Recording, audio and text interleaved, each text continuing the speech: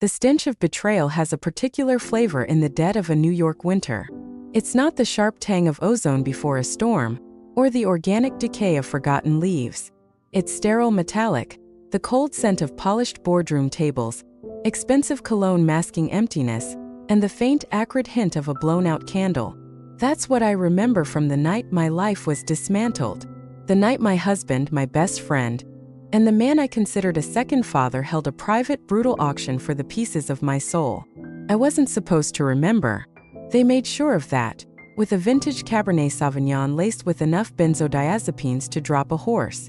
But my constitution, forged in the foster homes of Detroit and tempered in the cutthroat kitchens of Manhattan, had always been stronger than they knew. I didn't lose consciousness.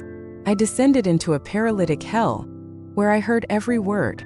The forensic audit is complete, Silas. She'll never trace it. The Cayman structure is flawless. That was Aaron, my husband.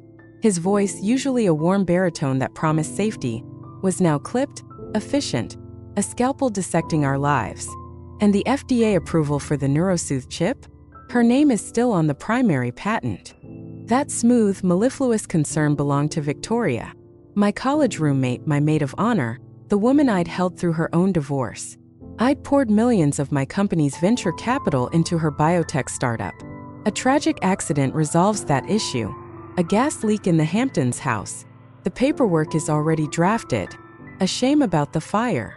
Silas Vance, my father's oldest friend, the avuncular investor who championed my rise.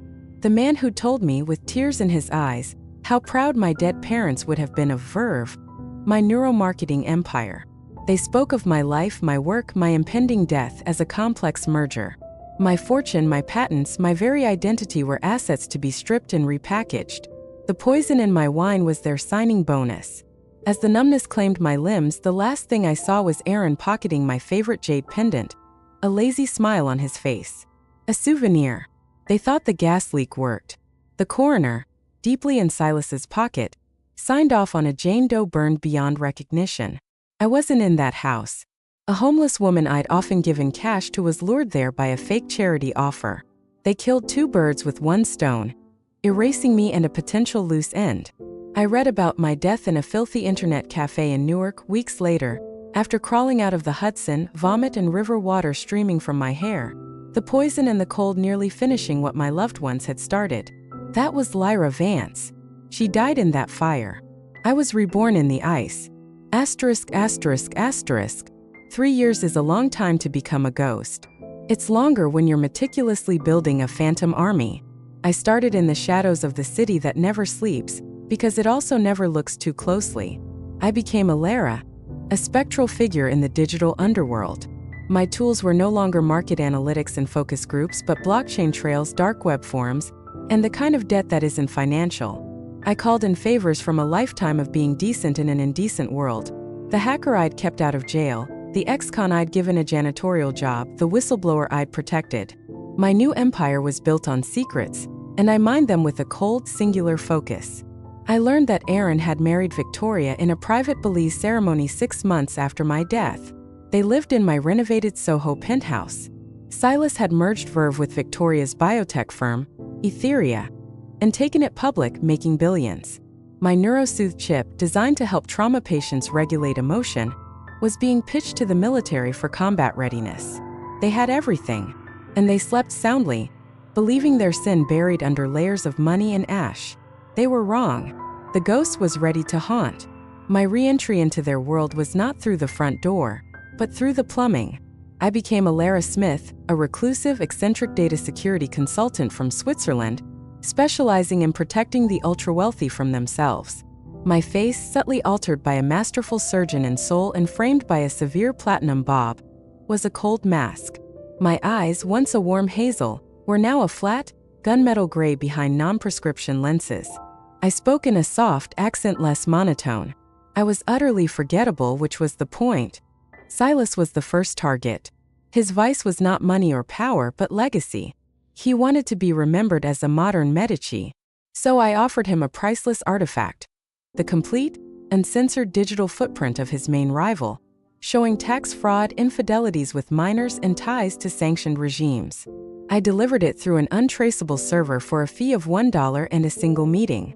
I sat in his opulent, wood-paneled office, a room that had once felt like a sanctuary. Now it smelled of hubris and old cigars. "Your work is exquisite, Miss Smith," Silas said, his grandfatherly twinkle now just a reptilian gleam. "How can I thank you?" "A recommendation," I said, my voice a dry rustle of leaves. "I understand you have familial connections at Etheria.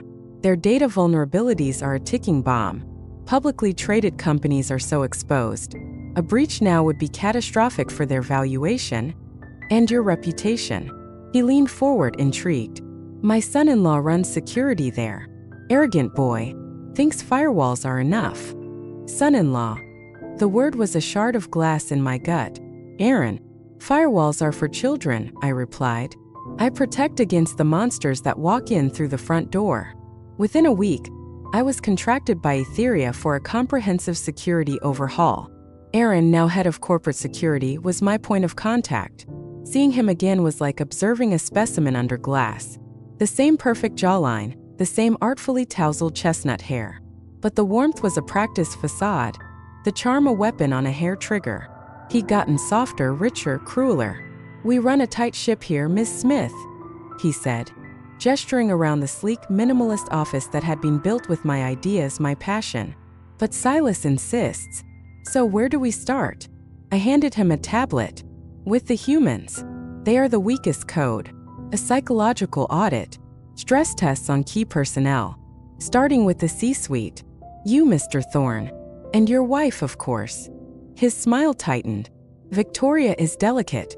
The pressures of the IPO, the lingering grief for our lost friend." Lost friend.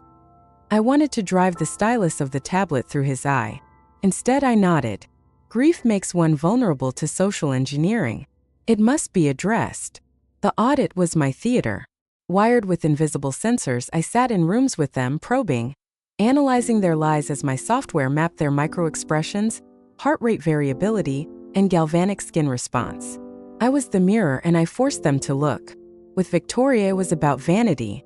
I posed as a journalist writing a piece on women in biotech healing, flattering her, drawing out the story of the NeuroSooth chip. The inspiration was so personal, wasn't it? I asked, watching her pupils dilate on my monitor. "Oh yes," she gushed, touching the diamond necklace that had been bought with my company's money. "My dearest friend Lyra. She suffered from anxiety. I wanted to create something to help people like her. Her tragic passing just solidified my mission." The biometrics spiked. Deception, stress, a flicker of fear. She was a beautiful puppet, but the strings were fraying. With Aaron, it was about dominance. I created a fabricated threat. A rival company probing Etheria's defenses. "They've hired the Wraith," I said, naming my own dark web alias. "He's a ghost. He doesn't hack systems, he dissolves them. Your firewalls are irrelevant." Aaron's bravado cracked, revealing the paranoid, petty man beneath. He began working late, obsessing over digital phantoms I conjured, ignoring Victoria, drinking heavily. I watched him through back doors in his own security cameras as he sat in my old study, staring at my jade pendant, which he kept locked in a drawer. Not from guilt, from trophy hunting pride. The stage was set. The players were isolated, paranoid, and dancing on the strings of a ghost they couldn't see. Phase 1 was complete, infiltration. Phase 2 was demolition. It began with a whisper. An anonymous, encrypted tip to a dogged SEC investigator I'd once saved from a smear campaign. It contained a breadcrumb, a single illicit transfer from Verve's old R&D fund to a shell company in the Bahamas. The investigator, hungry and righteous, took the bait. Simultaneously, I released a tailored nightmare to each of them. For Victoria, it was a peer-reviewed medical journal article published under a pseudonym that went viral. It detailed how the NeuroSooth chip's core algorithm, if tweaked by a specific frequency, could not just soothe but induce catatonic terror, a perfect untraceable weapon. The article cited anonymous internal sources and was eerily, devastatingly accurate. Her stock in the healing narrative plummeted. Protesters appeared outside Etheria's gates. Her board grew nervous. For Aaron, it was more intimate. He received a package at his private club. Inside on velvet was a perfect replica of my jade pendant. No note, just the object of his guilty trophy. His biometrics, which I still monitored, went haywire. He started seeing me, or a phantom of me, in crowds. A woman with my old walk, my old hair. He began drinking earlier, his paranoia curdling into something darker. For Silas, I attacked his legacy. A curated leak to the press connected his charitable foundation to the same regimes his rival was tied to. Photos, documents, timelines. The media crown he coveted turned into a crown of thorns. Headlines blared. Philanthropist or fraud? They turned on each other like rabid dogs. I listened live as Aaron screamed at Victoria in their penthouse, blaming her for the chip's now toxic reputation. She shrieked back, accusing him of incompetence for letting the wraith breach them. Silas summoned them both, his voice a cold fury on the conference line I was patched into, demanding they contain the fallout or be cut loose. The center could not hold, and I was there to give it the final push. The grand unveiling of Etheria's next generation chip was to be a black tie gala at the Museum of Modern Art. It was their attempt to reclaim the narrative, a show of invincibility. They would all be there, the holy trinity of betrayal, preening for the world. I attended as a Lyra Smith, a silent, gray specter in the corner. I watched Aaron jaw tight, scanning the crowd for threats.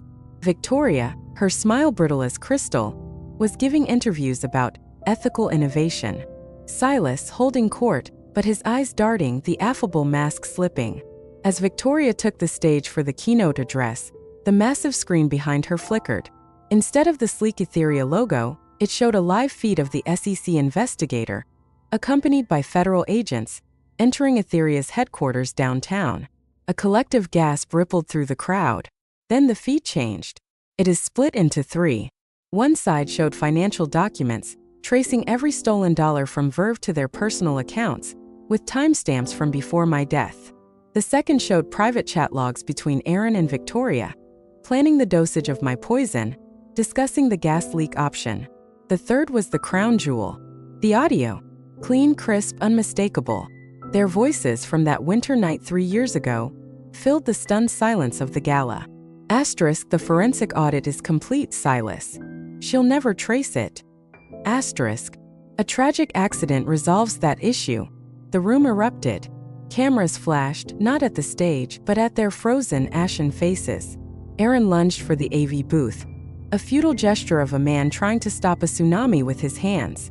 Victoria simply stood, microphone dropping from her hand with a deafening thud, her mouth a perfect O of horror. Silas Vance, the great pillar of the community, sank into his chair, his face collapsing in on itself like a rotten pumpkin. I didn't stay for the arrests. I walked out as the first police sirens wailed in the distance, blending into the New York night. My work was done. The law would handle the rest. The indictments for fraud, conspiracy, and murder would be waiting for them by morning. Their fortune was frozen, their legacy was excrement, and their freedom was a memory. Revenge, I discovered, isn't a hot, violent blaze. It's the meticulous application of absolute cold. It's giving people exactly what they deserve, and making sure they know, in their final moments of ruin, precisely who delivered it. A month later, from a quiet veranda overlooking a sea that wasn't the Hudson, I watched the news. Silas, out on bail, had suffered a massive stroke. Aaron, facing life without parole, had hanged himself in his cell with bedsheets. Victoria, in a plea deal to testify against Silas's foundation, was entering the witness protection program, a nameless, faceless woman, a ghost like the one she'd created. I felt no triumph, only a vast, quiet stillness. The ice in my veins had finally melted, leaving behind a cool, clear emptiness. The story of Lyra Vance was closed, its ending rewritten in the ink of their destruction. I took a sip of my drink, water, clean and simple, and watched the sunset. The past was a country I had finally left. The future was a blank page, and for the first time in years, it was mine alone to write. The ghost could finally rest. The woman, whoever she was now, could finally begin. If you felt the chill of Lyra's vengeance, if you believe some betrayals can never be forgiven, then you understand the dark waters she swam through. This was a story about the price of trust and the cold calculus of justice. Remember, the quietest ones are often the ones you should fear the most. They have nothing left to lose, and a perfect memory for every wound. Until next time, stay sharp and guard your secrets well. This channel is where the darkest tales find their light. Don't forget to subscribe and ring the bell, because in this city of shadows, there's always another story waiting in the dark. Good night.